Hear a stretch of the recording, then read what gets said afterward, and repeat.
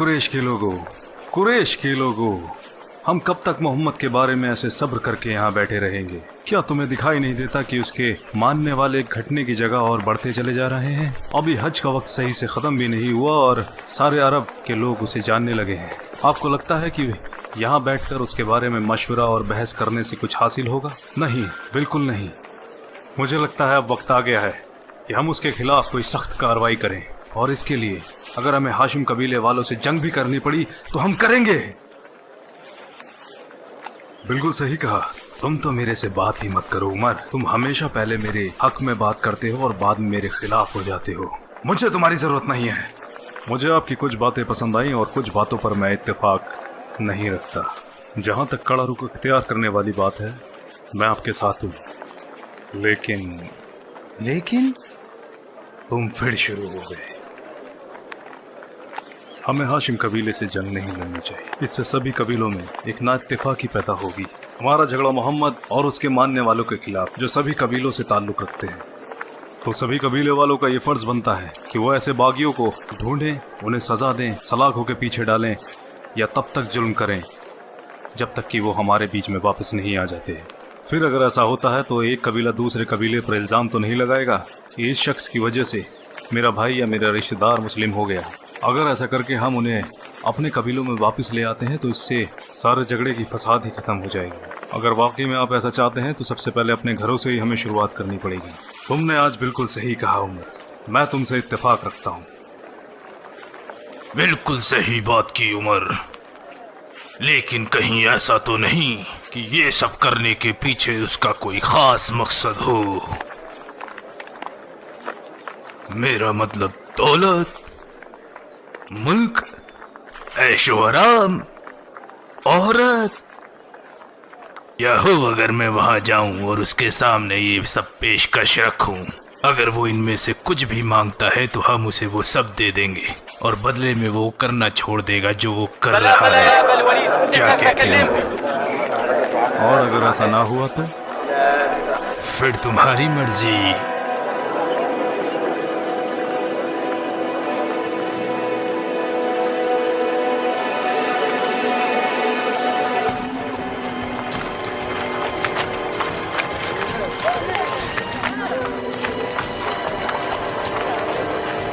क्या कहा?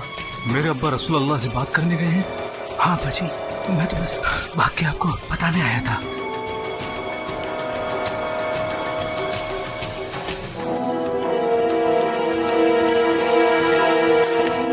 या मोहम्मद, कौन बेहतर है, आप या अब्दुल मुत्तलिब?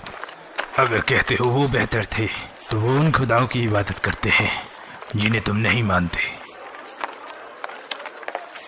अगर कहते हो आप बेहतर हो तो बताओ हम आपको कैसे बेहतर माने। वल्लाही हमारे लोगों पर ऐसी मुसीबत पहले कभी नहीं आई जो आप लेकर आए हैं। हमारे लोग आपस में बढ़ गए, झगड़े हो रहे हैं और हमारा दीन भी खतरे में है। हमें तो समझ ही नहीं आ रहा कि हम क्या करें। ऐसा लगता है कि एक दूसरे से लड़कर आपस में ही बर्बाद हो जाएंगे। बताओ हमें, अगर गरीबी की शिकायत है तो हम आपको इतना माल इकट्ठा करके देंगे कि आप पूरे कुरैश के सबसे अमीर इंसान बन जाएंगे। अगर मुल्क की चाहत है तो हम आपको अपना बादशाह बना लेंगे। अगर ख्वातीन का मसला है तो आप चाहें तो पूरे कुरैश में जिसे चाहे चुन लें। हम आपको 10 ख्वातीन निकाह में देने के लिए तैयार हैं।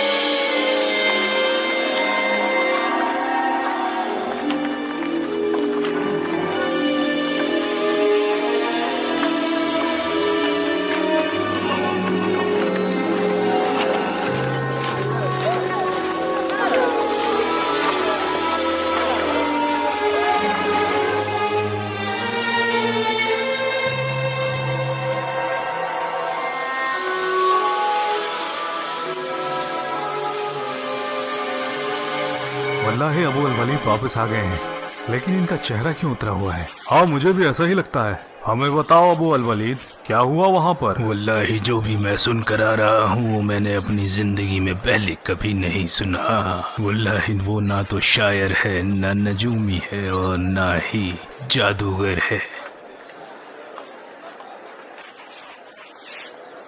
कुरैश के लोगों, मेरी बात सुनो। चाहो तो इसका सारा जिम्मा मेरे सिर पे डाल देना, लेकिन इस इंसान के काम में दखल मत डालो। भूल जाओ उसे। वल्लाही वो माशरे में बड़े बदलाव लेके आने वाला है, जैसा कि वो कहता है। अगर इस बीच में उसे अरब मार डालते हैं तो तुम्हारा काम वैसे भी पूरा हो गया, और अगर उसने फतेह पा ली तो उसका मुल्क तुम्हारा मुल्क और उसकी इज्जत तुम्हारी इज्जत होगी, और उसे लेकर तुम सबसे ज्यादा। मुझे लगता है अपने मीठे अल्फाजों से उसने तुम्हारे ऊपर भी कोई जादू कर दिया है अल वलीद। ये मेरी अपनी राय है, मानो या ना मानो। वल्लाही मेरे अब्बा ने हकीकत बयान की है। अगर आप लोग मोहम्मद और उनके पैगाम में यकीन नहीं रखना चाहते तो कम से कम इतना तो कर सकते हो, मेरे अब्बा की सलाह मान लो। मान ले? भाई हम ऐसी सलाह क्यों मान लें? क्या तुम्हें वाकई अपने अब्बा के दीन और उनके नज़रिए का ख्याल है? तो क्यों ना आज तुम हमारे साथ बैठो और हमें कोई रास्ता दिखाओ जिससे कि हम अपने दुश्मन के साथ सख्ती से निपट सकें। मैंने सुना है कि तुम बहुत होशियार हो, और अब तो तुम्हारे साथ सालिम भी है। हमें इसकी भी दानिशमंदी की ज़रूरत पड़ेगी, क्योंकि मोहम्मद ने हमारे लिए काफ़ी मुश्किलें खड़ी कर दी हैं। हो सकता है कि शायद ये हमारे लिए कोई रास्ता निकाल सके। बताओ ना सालिम, हमें मोहम्मद और उसके सहाबाओं के साथ क्या करना चाहिए? क्या हम उन्हें भूखा रखें, या प्यासा मार दें, या फिर उनके साथ मारपीट करें, और या फिर हर जगह जाकर उन्हें बेआबरू कर दें? बस करो अबुल हकम, तुम मुझे अबू जहल क्यों नहीं बुलाते जैसा मोहम्मद तुम्हें सिखाता है? क्या कह रहे हो अबुल हकम? क्या तुम नहीं जानते अबू दैफा मुसलमान हो चुका है, और साथ ही इसका अजीज खलील दोस्त सलीम इब्ने पता नहीं कौन। तुम जानते हो ये मेरा बेटा बन चुका है। हाँ मैं जानता हूँ तुमने इसे गोद लिया है, लेकिन जहाँ तक इसके असली बाप की बात है, अल्लाह की कसम मुझे बिल्कुल इल्म नहीं, जैसे इसको इस अपने बाप का इल्म नहीं है। रसूल अल्लाह ने बिल्कुल तुम्हें सही नाम दिया, अबू जहल। तुम वाकई सच से मुंह फेर कर लोगों में जहालत फैलाते हो। सुना आप लोगों ने, तुम अगर हमारी इज्जत नहीं कर सकते तो कम से कम अपने बूढ़े बाप अल वलीद का तो ख्याल करो। तुम्हारी इन हरकतों की वजह से उन्हें कितनी शर्मिंदगी उठानी पड़ सकती है, तुम्हें इस बात का। चुप हो जाओ अबू अल हकम, वरना तुम्हारा हश्र भी आज बुरा होगा। तुम इससे ज्यादा और कर भी क्या सकते हो? अल्लाह की कसम, तुमने अपने बाप का दीन मिट्टी में मिला दिया। तुमसे बड़ा अहमक और कम अकल मैंने अपनी जिंदगी में नहीं देखा। अपनी हद में रहे भद्दे गंदे इंसान, तूने अपने बाप का नाम मिट्टी में मिला दिया। अपनी हद में रहो अबुल हाकम, तुम भूल रहे हो वो मेरा बेटा है। क्या इसे याद है कि आप इसके बाप हैं, इसीलिए आपने इसे छोड़ दिया? आपको पहले से इल्म था कि ये मुसलमान हो चुका है, फिर भी आपने इस सच को हम सबसे छुपाया। अगर ये आपसे काबू में नहीं आ रहा तो इसे हमारे हवाले कर दीजिए। जिसने भी इसे छूने की कोशिश की मैं उसकी नाक मिट्टी में रगड़ दूंगा। और सालिम, ये तो आपका बेटा नहीं है, इसे हमारे हवाले कर दो। जो मेरे बेटे का बेटा हो गया मैं उसका दादा बन गया। सुना आप लोगों ने, अबू अल वलीद ना तो हमें बेटा सौंपने को तैयार है और ना ही अपना पोता। तुम्हें अब शम्स कबीले पे इल्जाम लगाकर बड़ी खुशी मिल रही होगी। ये तुम्हारे खिलाफ भी जा सकता है। बेहतर होगा पहले अपने गिरेबान में झांको। तुम्हारा भाई सलामा इब्ने हिशाम और उसका सुतेला भाई अय्याश इब्ने अबी रबिया दोनों मुसलमान हो चुके हैं। हमें बदनाम करने चले हो। बताओ तुमने ये बात लोगों से क्यों छुपाई? जिनके घर शीशे के होते हैं वो दूसरों के घरों पर पत्थर नहीं मारा करते अबुल हाकम।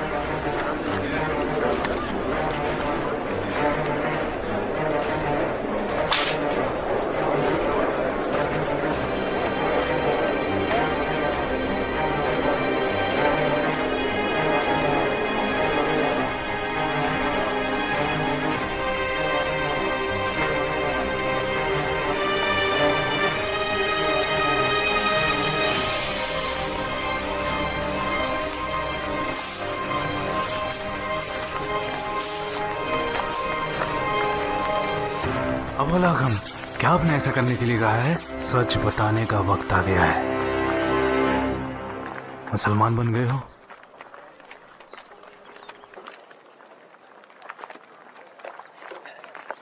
मैंने कुछ पूछा?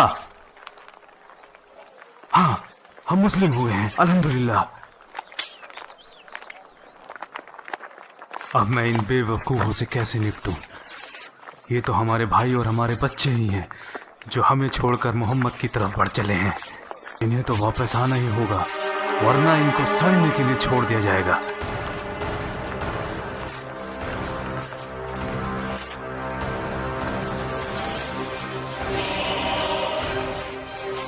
पकड़ो इन दोनों बेवकूफों को।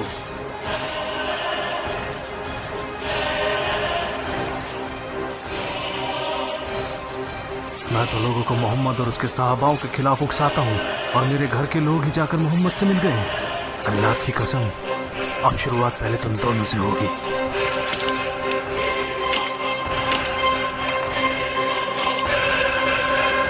अब हाशिम और अब्द मनफ कबीले के लोग हमारे खिलाफ एक हर्फ नहीं बोल पाएंगे। अब ये तुम्हारे दोनों जिगरी दोस्त और मेरे भतीजे, अगर तुम इन्हें भूख और प्यास से तड़पते हुए नहीं देखना चाहते तो समझाओ इन्हें।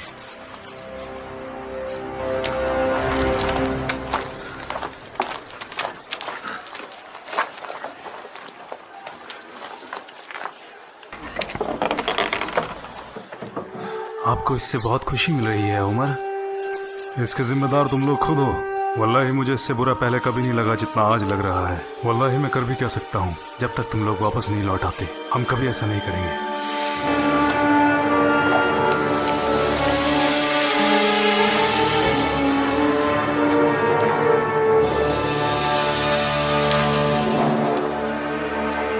तुम्हें वो दिन याद है जब हम मक्का में बाहर घूम रहे थे और कैसे तुमने मुझे बताया था कि तुमने सहाबाओं को कहते हुए सुना है, और फिर आप लोगों ने फारस और रोम सल्तनत की बात की और बताया कि कैसे इस्लाम मशरिक से लेकर मगरिब तक दुनिया के हर कोने में पहुंचेगा, और ये भी कि कैसे मोहम्मद लोगों को एक साथ लाकर दीन के साथ जोड़ते हैं और उन्हें हक और सच्चाई की बिना पर मर्तबा दिया जाता है। वल्लाही मुझे तो उसी दिन से तुम पर शक हो गया था, लेकिन फिर भी मैंने जाने दिया, ये सोचकर कि अबू अल हाकम तुम्हारे भाई हैं और अल वलीद इब्न अल मुगीरा तुम्हारे चचा हैं और मैं तुम्हारा ख़ास अजीज़ दोस्त हूँ।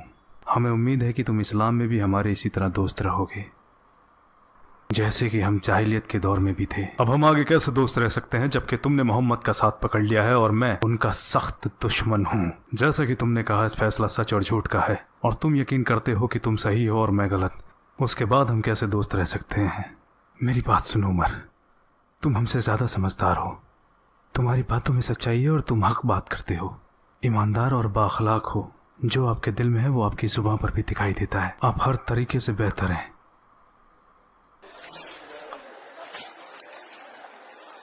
वल्लाही मैंने रसूलुल्लाह सल्लल्लाहु अलैहि वसल्लम को कहते सुना है, मुझे लोगों का अखलाक सही करने के लिए भेजा है, और ये भी कि जो लोग जाहिलियत के दौर में बाखलाक थे वो इस्लाम में भी बाखलाक रहेंगे, बशर्ते कि वो इस्लाम को सीखें। मैं तुम्हारे बारे में जानता हूं उमर, तुम खालिस सोने की तरह हो।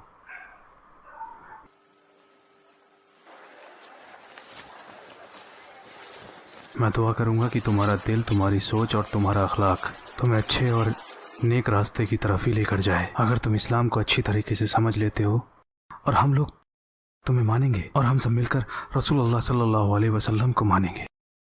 तुम बिल्कुल मेरे भाई जैद की तरह बात कर रहे हो। उसे जब भी मेरे से कुछ चाहिए होता है वो बिल्कुल ऐसे ही बात करता है जैसे कि तुमने भी मेरे से की, लेकिन मैं तुम्हारी बातों में नहीं आने वाला। अगर तुम मुझसे कुछ मदद की उम्मीद रखते हो तो अपनी जिद छोड़ दो। वल्लाही मैं तब तक नहीं मानूंगा जब तक तुम वापस नहीं आ जाते, और अगर मैंने अदिया कबीले में भी तुम जैसे लोगों को पाया तो वही हश्र करूंगा जो आज मकसूम कबीला तुम्हारे साथ कर रहा है।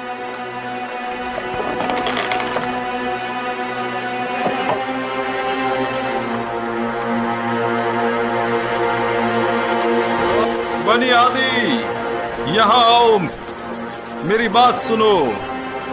बनी आदि, आदिया कौम के लोगों यहाँ आओ और मेरी बात सुनो।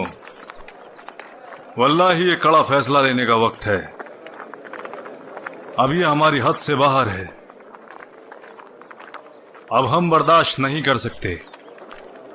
उनको सजा मिलकर रहेगी। हमारी कौम के बड़ों ने फैसला लिया है जिस कबीले ने भी मोहम्मद का साथ दिया उस पर हमारी नजर रहेगी। अगर मुझे जरा भी इल्म हुआ कि हम में से किसी ने हमारे दीन की बेहुरमती की है तो उस पर मेरा शदीद अजाब बरसेगा, जो कि दूसरों के लिए एक मिसाल बन जाएगा। मैं किसी में फर्क नहीं करूंगा, चाहे उसमें मेरा भाई बहन या कोई रिश्तेदार ही क्यों ना हो, और साथ में ख्वातीन, खादिम और गुलाम भी। जैसे मोहम्मद अपने साहबाओं के साथ एक जैसा बर्ताव करता है, अमीर हो या गरीब, सबका एक ही दर्जा है, ये कहते हुए कि वो हक के रास्ते पर हैं। उसी तरह जिसने दीन की खिलाफत की उसके साथ बराबर का बर्ताव होगा, चाहे रुतबे में छोटा हो या बड़ा। मेरा अजाब सब पर बराबर ही बरसेगा, नाफरमान को बख्शा नहीं जाएगा। अब जा सकते हो।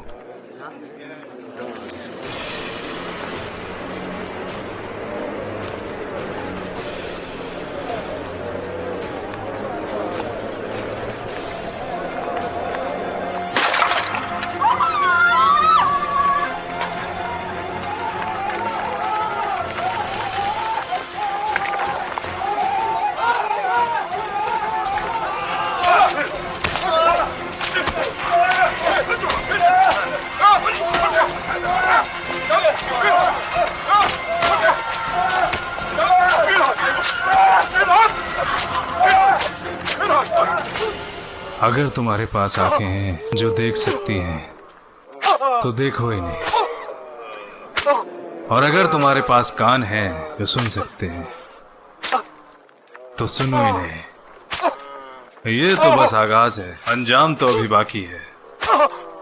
अभी तो तुम्हारी हिम्मत और सब्र का इम्तिहान बाकी है। हम अभी अपने अंजाम तक पहुंचे नहीं हैं। जो भी इन बेवकूफों के साथ आना चाहता है आगे आए। मेरा यकीन है कि वो जरूर मरेगा, लेकिन मरने से पहले मैं उसे 1000 बार मारूंगा।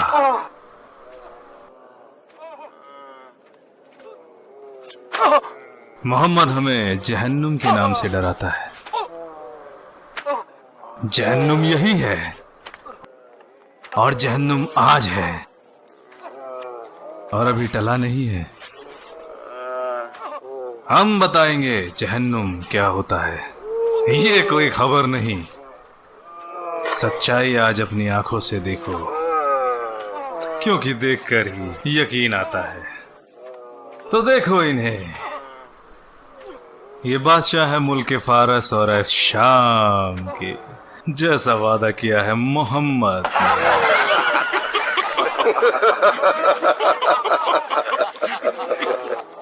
मेरे मालिक, बताइए मुझे, मैं आपकी क्या खिदमत कर सकता हूँ? मैं तो आपका खादिम हूँ। और आप सुरखाब के पंख से आपकी हवा कर दूं मेरे मौला। और आप मेरे सैयदी, आपको क्या पेश करूं? महंगी शराब जो आपको खुश कर दे? अपने गुलाम को सैयदी बस एक इशारा कीजिए।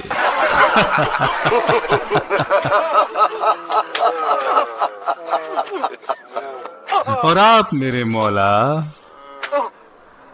आपके लिए नचनियन पेश करूं जिसके साथ आप मौसीकी कर सकें और तंबूर की आवाज पे अपनी कमर हिलाएं, या मुनखिल की उस शायरी पे नाचेंगे जिसमें वो कहता है, मैंने उसे छुआ और वो फिसल गई, जैसे तीतर पानी में उतर गई। मैंने उसे प्यार किया, उसने मुझे प्यार किया, जैसे मेरे ऊँट ने उसकी ऊँटनी को प्यार किया।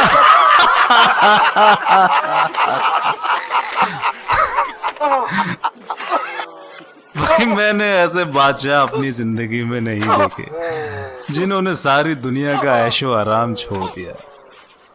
जबकि सारी दुनिया का खजाना उनके कदमों में पड़ा था। या शायद हम ही बादशाहों की खिदमत ना कर पाए, इसलिए हमें छोड़ दिया। हाय कितना दुखी है अबू अल हकम।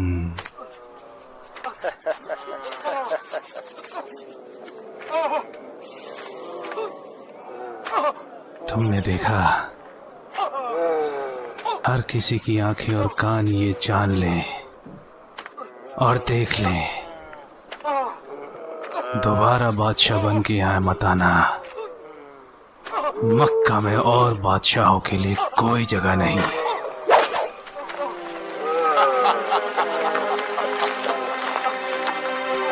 बिलाल!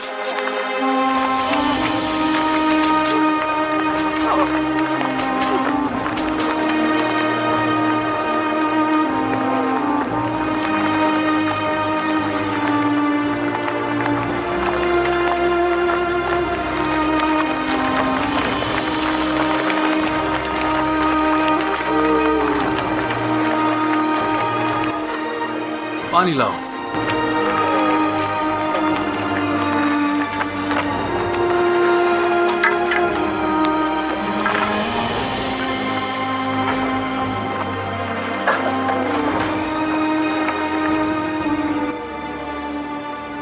सब्र, सब्र और इम्तिहान रखें, अल्लाह आसानी देगा।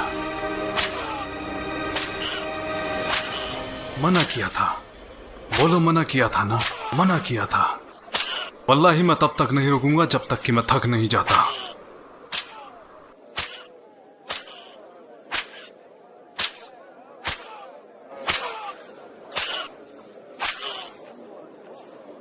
ले जाओ इन्हें और ले जाकर बंद कर दो। इनके पैरों में बेड़ियां डाल दो।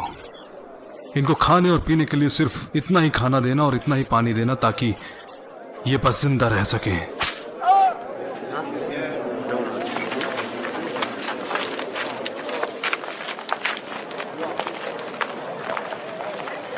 तुम यहां हो और मेरी मदद के लिए नहीं आए।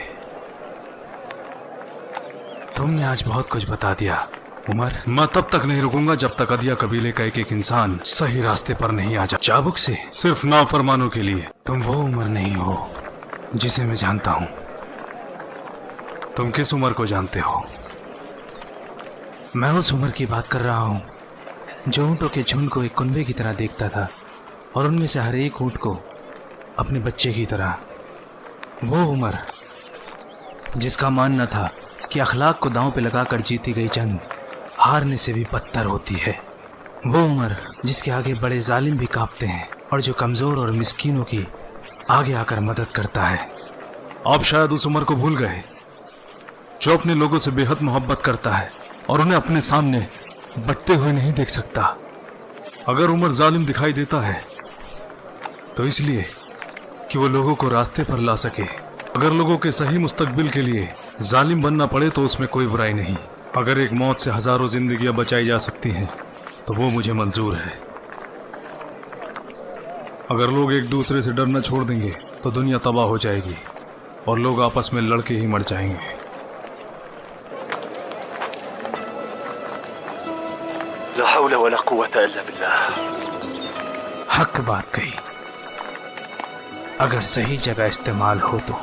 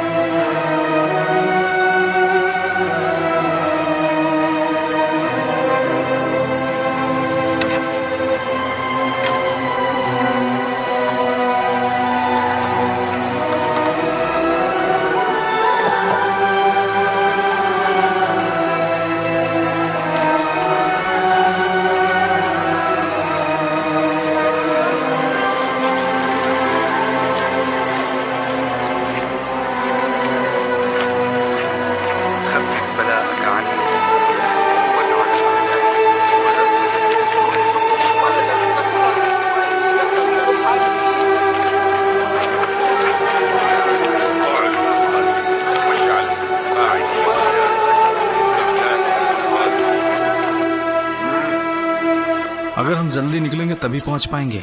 वो गुलाम कहाँ है? बिलाल, मैंने रात उसको बोला था जल्दी आने के लिए, पता नहीं अब तक क्यों नहीं आया। अस्सलामु अलैकुम व रहमतुल्लाह। अस्सलामु अलैकुम व रहमतुल्लाह। ऐ मेरे रब, मुझे हर गलत काम से बचा और मुझ पर अपनी रहमतों का साया बना। ऐ अल्लाह, अगर मैं कमजोर हूँ तो तू मुझे ताकत देने वाला है। मेरी सारी जरूरतें तुझसे हैं और तेरे सिवा कोई माबूद नहीं। या अल्लाह, तू हर कमजोर का सहारा है। मेरे मालिक, मैं सिर्फ तुझ में यकीन रखता हूँ और तुझसे ही मदद मांगता हूँ।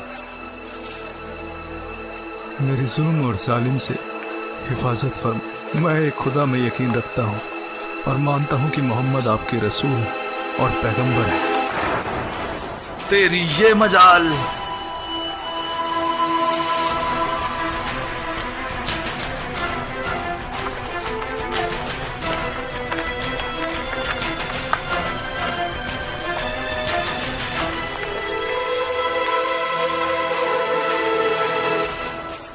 तू मुझे दरकिनार करके मोहम्मद में यकीन रखता है।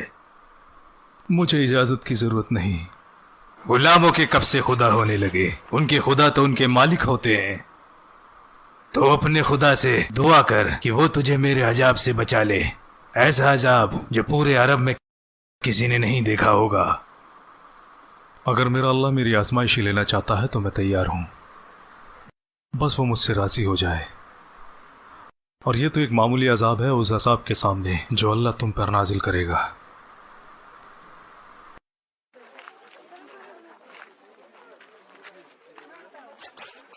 तू मेरे सामने जबान चलाएगा हबशी? सुनो लोगों, इस गुलाम ने हमारा दीन छोड़ा है। जो कोई भी इस पर मेरा अजाब बरसते हुए देखना चाहता है वो मक्का से बाहर आ जाए। मैं मुसलमान हो चुका हूँ, लेकिन यह आज भी मुशरिक है। इन पर जो अजाब बरसेगा वो इससे कहीं ज्यादा होगा।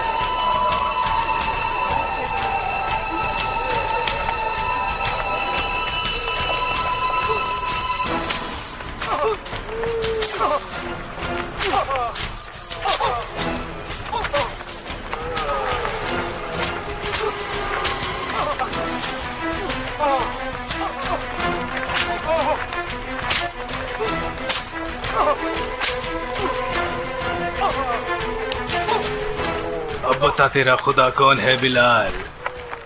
अल्लाह एक है और मोहम्मद मेरे नबी है और इस्लाम मेरा दीन है। ये ले, जब तक तू नहीं मानेगा। ये ले, ये ले, ये ले।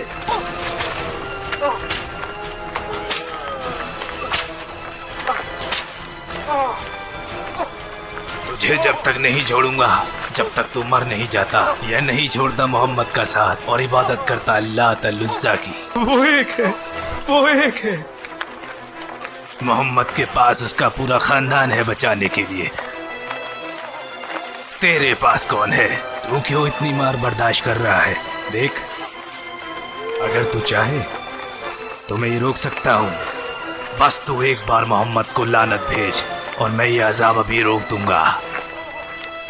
वो एक है।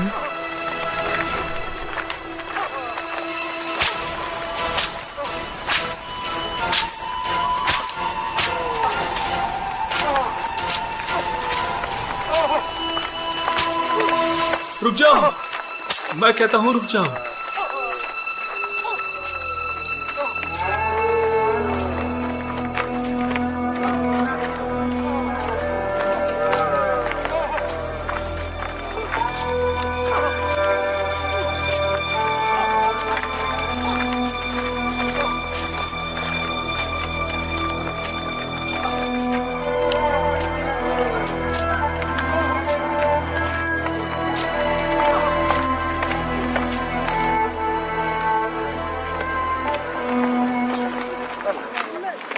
क्या तुम्हारे गुलाम ने तुम्हारी बात मान लिया अबू अली? सुना था कि तुम इसे तब तक नहीं छोड़ोगे जब तक कि ये वापस नहीं आ जाता और लानत नहीं भेजता मोहम्मद पर। कल कल और तुम क्या अपने भगोड़ों को मार पीट कर थक गए हो और आराम करने निकल पड़े हो? क्या तुम नहीं जानते कि तुम्हारा साथी यासर अल अंसी और उसकी बीवी सुमैया और उनका बेटा अम्मार सभी ने मान लिया है मोहम्मद के दीन को।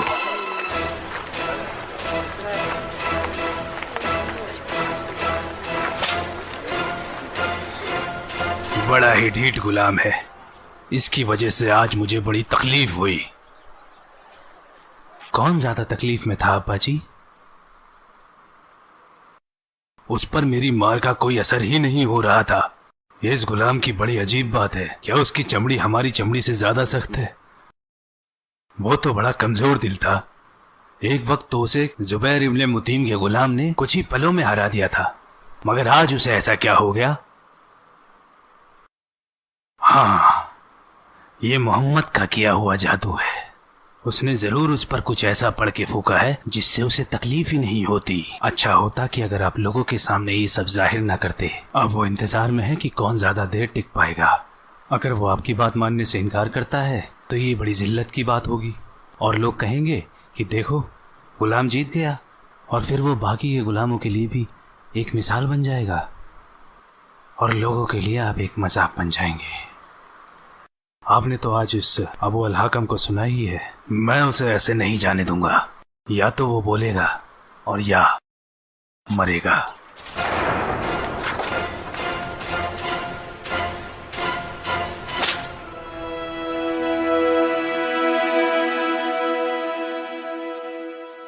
तो आज मेरी समझ में आया, जिसके बारे में तुम हमेशा मुझसे बात किया करते थे लेकिन कभी खुलकर सामने नहीं आते थे। मुझे तुम पर शक था, लेकिन फिर मैंने सोचा कि जिसके बारे में अरब आपस में लड़ाई कर रहे हो उसका गुलामों से क्या लेना देना। रहने दो वाशी, तुम आज भी अपने जिस्म से सोचते हो, अपने दिमाग से नहीं। सही कहा, मेरा जिस्म तुम्हारे जिस्म की तरह ही है, बस उस पर इतने घाव नहीं है। आखिर तुम उनकी बात मान क्यों नहीं लेते? मेरा जिस्म तुम्हारे जिस्म की तरह जरूर है, लेकिन मेरा दिल तुम्हारे दिल से बिल्कुल अलग है। अहमक, तुम पागल हो चुके हो। तुम मेरे लिए सब क्यों कर रहे हो वाशी? तुम मेरी परवाह ना करो। तुम्हारा मालिक तुम्हें यहां देखकर बहुत नाराज होगा। शायद मैं भी पागल हूं। क्या गुलामी काफी नहीं थी जो अपने लिए ये आजमाइश पड़ा ली? कितने बदकिस्मत हो तुम। बदकिस्मत तो उमैया इब्न अल खलफ है, और तुम, मैं और उमैया इब्न अल खलफ एक साथ। मुझे खुश होना चाहिए। हाँ, क्योंकि तुम दोनों ही गफलत में हो, जबकि मैं अबू बकर, अब्दुर्रहमान इब्न औफ, उस्मान इब्न अफ़्फ़ान और अली इब्न अबी तालिब के साथ हक के रास्ते पर हूँ। क्या वाकई ऐसा है?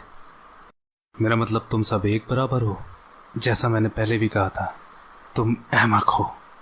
मानता हूँ इन्होंने इस्लाम को बढ़ावा दिया, लेकिन क्या तुमने कभी उन्हें ऐसे हालात में पाया जिन हालात में तुम हो? और तुम मुझे अपने दीन की दावत देते हो ताकि मैं भी तकलीफ में पड़ जाऊं। तुम मुझसे ज्यादा ताकतवर हो, इसलिए बर्दाश्त भी ज्यादा कर सकते हो। इसी बात ने तो मुझे परेशान कर दिया कि तुम कैसे इतना अजाब बर्दाश्त कर सकते हो। ये जज्बा तुम में पहले कभी था ही नहीं। ये इस्लाम है वाशी, ईमान। तुम क्यों नहीं समझते? मुझे बस एक ही बात पता है कि तुम भी मेरी तरह गुलाम ही हो। मैं आज अपने आप को आज़ाद महसूस कर रहा हूँ, कसम परवरदिगार की, उमैया इब्न खलफ से।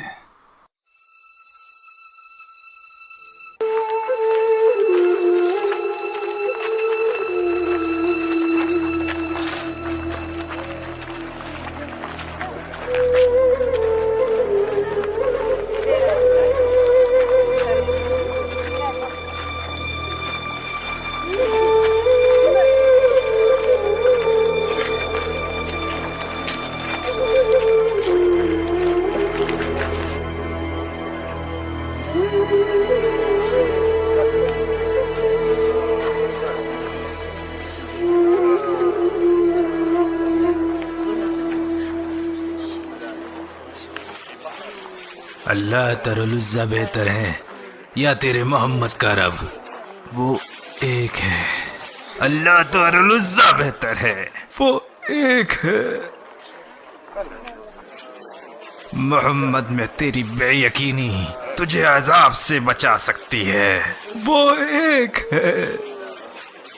तुझ पे लानत बरसेगी काले हफ्शी। हमारे रिश्तेदार और हमारे हिमायती। अगर गलत करें तो समझाना तो पड़ता है।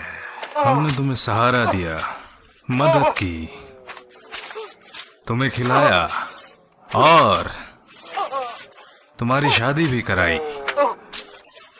हमारा दिन छोड़कर चल दिए मोहम्मद के पास।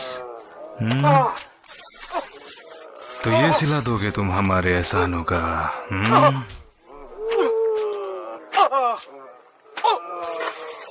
वापस आ जाओ वरना मार डालूंगा। सोच लो। और तू गंदी भद्दी वाहियात औरत, जी तो चाहता है तुझे अभी मार डालूं, मगर तुझे इतनी आसान मौत कैसे दे दूं? बहुत तड़पेगी तू। अल्लाह की तुझ पर लानत हो, अल्लाह के दुश्मन।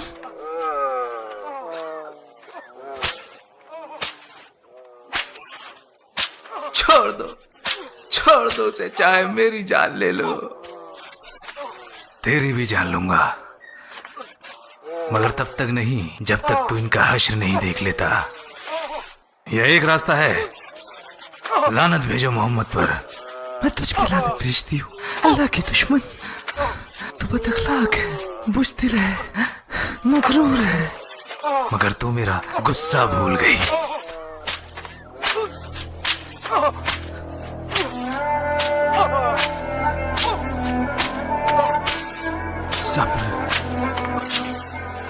सब्र अम्मी।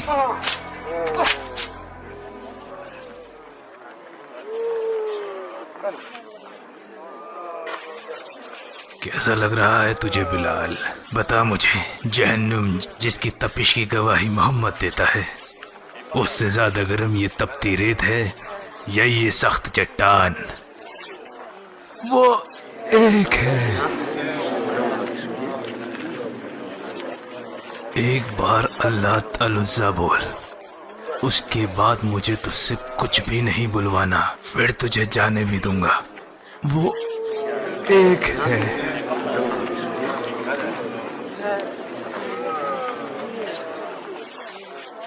तुझे लानत भेजने की भी जरूरत नहीं है मोहम्मद को।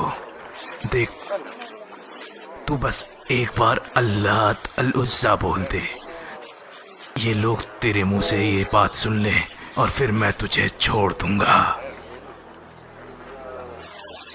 वो एक है।